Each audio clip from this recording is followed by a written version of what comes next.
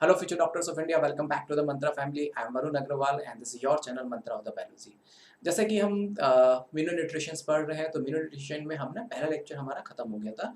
वो बेसिक एक इंट्रोडक्शन था कि एक एसेंशियल मीनो न्यूट्रिएंट्स की रिक्वायरमेंट होते क्या एग्जैक्टली, क्योंकि इस अर्थ पे ओके अराउंड 105 जैसे कि आपके एनसीईआरटी में डेटा गिवन है द न्यूट्रिएंट्स अवेलेबल है, तो कि सारे ही प्लांट्स के रिक्वायर्ड है। ओके तो अगर उसमें से 70 न्यूट्रिएंट्स ही रिक्वायर है तो उनकी एसेंशियल या 55 या कुछ अराउंड न्यूट्रिएंट्स रिक्वायर है, तो उसकी एसेंशियलिटी आप कैसे डिसाइड करेंगे, तो उसकी नॉन एसेंशियलिटी आप कैसे डिसाइड करेंगे। तो इन point of view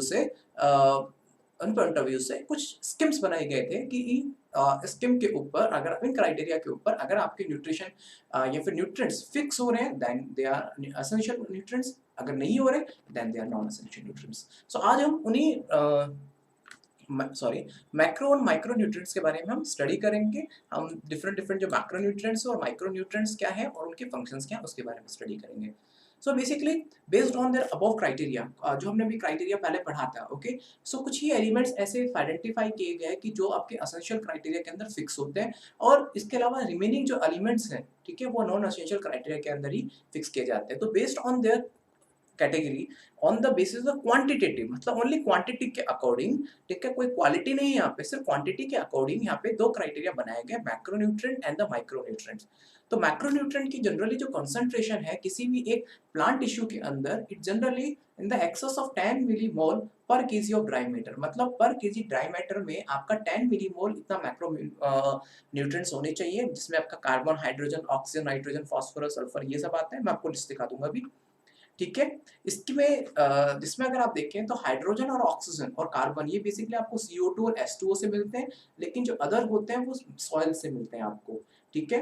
they are not toxic in excess quantity. ये एक्सेस क्वांटिटी में अगर आपको इन केस अगर मान के चलो कि 10 मिलीमोलर से अगर 10.5 मिलीमोलर हो जाए तो कभी भी ये टॉक्सिक नहीं होंगे, माइक्रोन्यूट्रिएंट टॉक्सिक हो जाते हैं, ठीक है। इसके अलावा CHO ये आपके फ्रेमवर्क एलिमेंट होते हैं जो कि आपके सेल को फ्रेम करते हैं, व्हाइल योर NPS आपके प्रोटोप्लाज्मिक एलिमेंट्स होते हैं जो कि आपके प्रोटोप्लाज्म को बनाते हैं, ठीक है। Now okay sorry, the micronutrient जिसका दूसरा नाम होता है ट्रेस एलिमेंट, ठीक है। ओके ट्रेस एलिमेंट होते हैं, ये एलिमेंट बेसिकली स्मॉल अमाउंट के अंदर नीडेड होते हैं, it means less than the 10 millimolar per KG of dry matter, clear. They become toxic in an excess quantity. अगर ये 10 मिलीमोलर से अगर फॉर एन एग्जांपल 10.1 मिलीमोलर भी हो जाए तो ये टॉक्सिक हो जाते हैं। लिस्ट आपके सामने iron, manganese, copper, molybdenum, zinc, boron, chlorine and निकल। इसके अलावा 17 एसेंशियल एलिमेंट्स होते हैं और उसके अलावा कुछ बेनिफिशियल एलिमेंट्स होते हैं। ये बेनिफिशियल एलिमेंट्स कुछ स्पेसिफिक प्लांट्स के अंदर पाए जाते हैं, जैसे कि example sodium, silicon, cobalt and selenium, very important for medical entrance, ठीक है। And they are required by higher plants. ये केवल कुछ ही ऐसे हायर प्लांट्स होते हैं जिसके थ्रू ये रिक्वायर होते हैं। Halophytes require a sodium ion to maintain its osmotic pressure, ठीक है।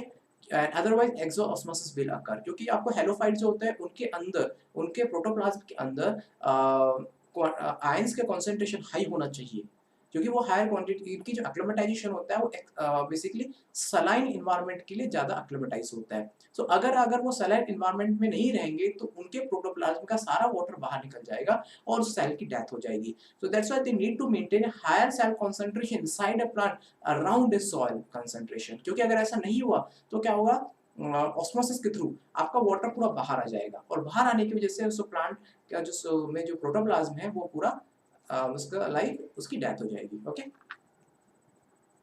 ये लिस्ट है आपके सामने, मैक्रो एलिमेंट्स और माइक्रो एलिमेंट्स की लिस्ट है। ये लिस्ट आपके माइंड में होनी चाहिए बिकॉज हर एक एलिमेंट का अपना अपना एक फंक्शन होता है, क्लियर।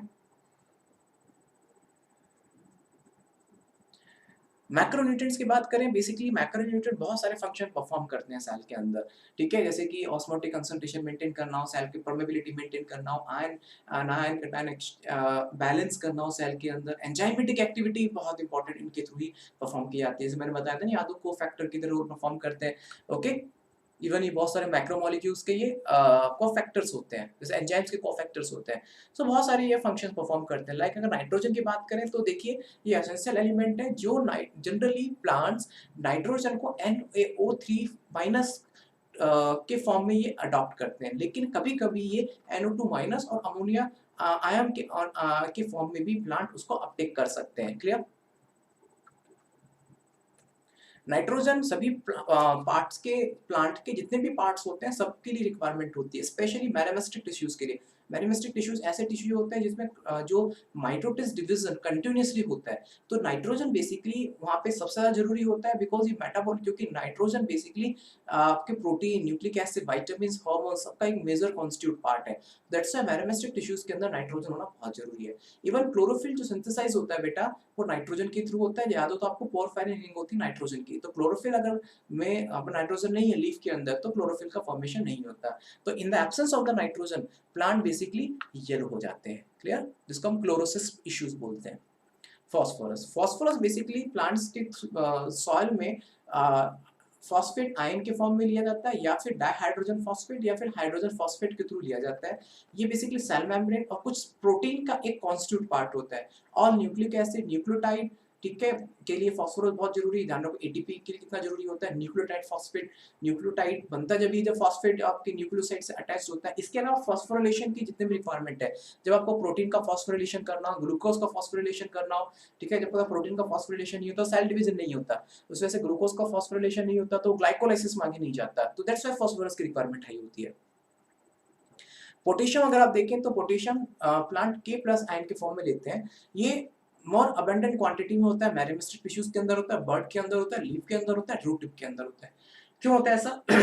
क्योंकि potassium ion basically potassium ion around more than 40 enzymes का एक कोफैक्टर है, तो बहुत सारे एंजाइम इसके एब्सेंस में एक्टिविटी नहीं होते। इसके अलावा ये सेल के अंदर एनायन कैटायन बैलेंस करता है, ठीक है, प्रोटीन सिंथेसिस में हेल्प करता है।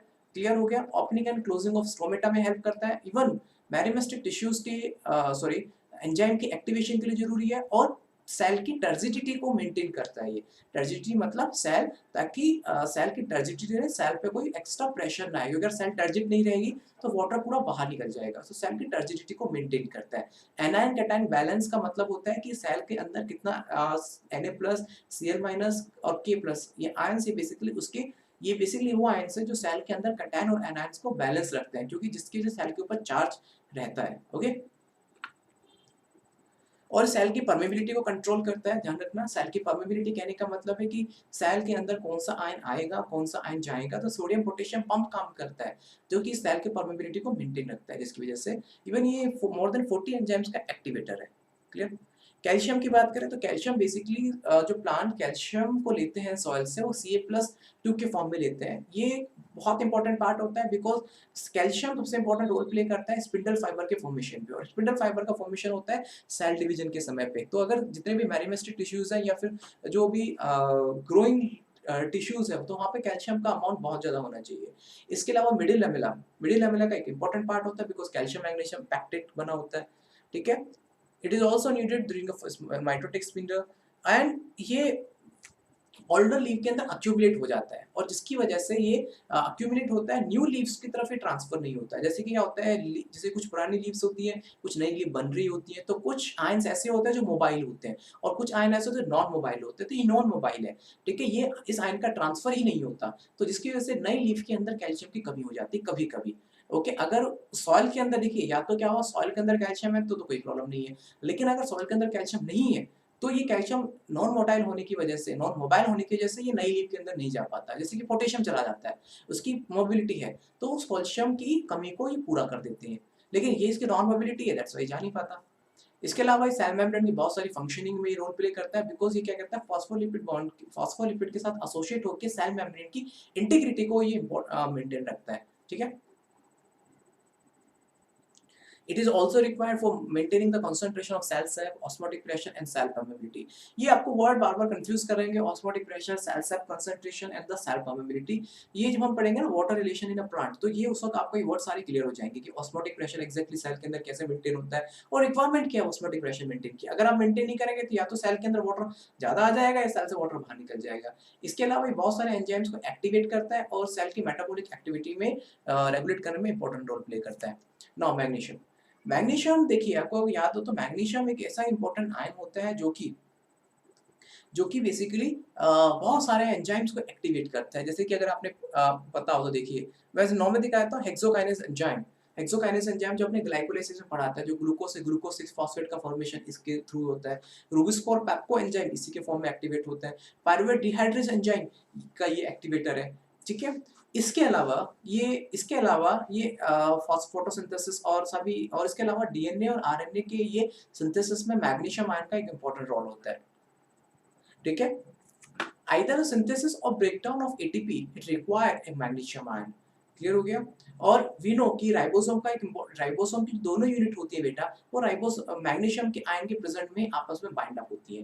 क्लियर हो गया। और इसके अलावा मैग्नीशियम का एक इंपॉर्टेंट रोल रह गया कि जैसे बताया था ना, एटीपी के बनने और टूटने में मैग्नीशियम आयन का एक इंपॉर्टेंट रोल है। सेम आरएनए और डीएनए के बनने में भी मैग्नीशियम आयन का एक इंपॉर्टेंट रोल होता है। क्लियर हो गया ना।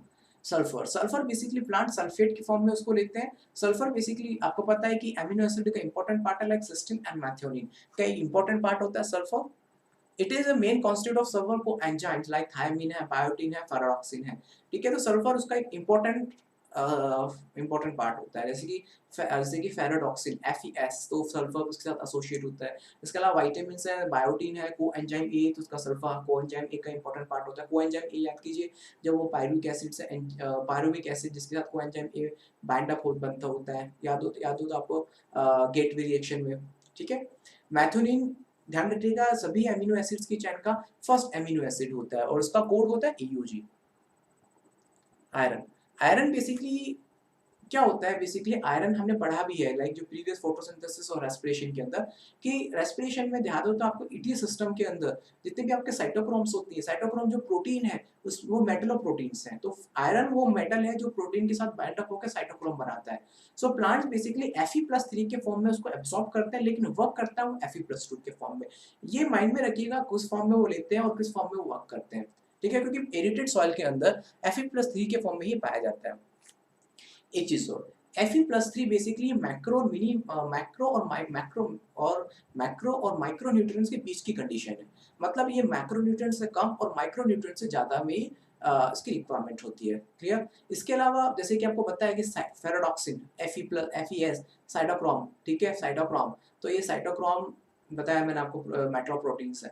तो ये सब उनके लाइक इलेक्ट्रॉन ट्रांसफर में ये हेल्प करता है, ठीक है, क्योंकि साइटोक्रोम से फेराडॉक्सिन है, ये इलेक्ट्रॉन ट्रांसफर में ये हेल्प करती है, ठीक है।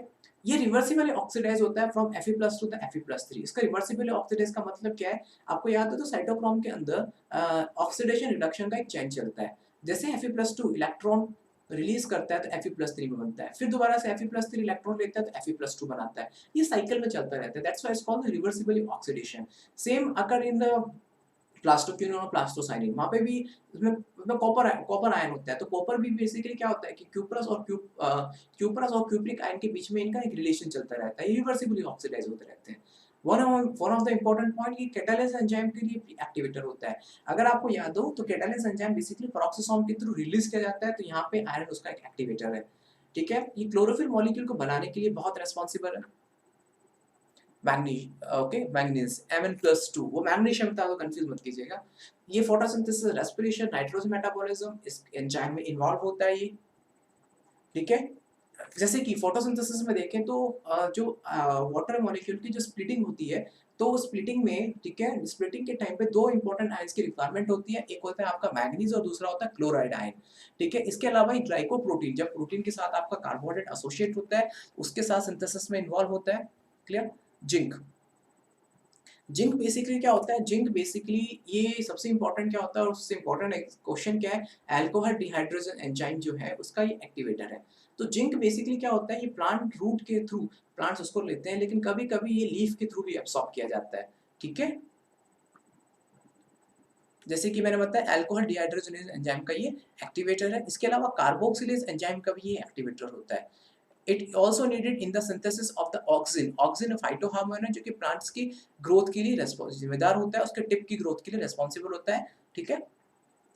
ओके, सो ये बेसिकली कुछ इंपॉर्टेंट मिनरल्स और न्यूट्रिएंट्स है जहाँ जिनकी बहुत सारी जरूरत होती है, ठीक है। इसके अलावा अभी मिनरल्स खत्म नहीं हुए, अभी इसके अलावा तीन या चार और ऐसे मिनरल्स हैं जिनके बारे में आपको अभी पढ़ना है, वो हम पढ़ेंगे नेक्स्ट लेक्चर में। And one important announcement for you, कि आपको पता ही होगा वैसे तो कि मेडिकल एंट्रेंस का एग्जाम 26 जुलाई को शिफ्ट कर दिया गया है। तो still you have a good time to prepare your content, so you can revise your content, you can like at least कि जो मिस कॉन्सेप्ट है या फिर जो कुछ कॉन्सेप्ट मिस हो गया because of reason, you can revise it. Clear? So मिलेंगे आपसे हम फिर नेक्स्ट लेक्चर में इन्हीं सभी आशाओं के साथ में, इन्हीं सभी एंथुसिज्म के साथ में। धन्यवाद, नमस्कार।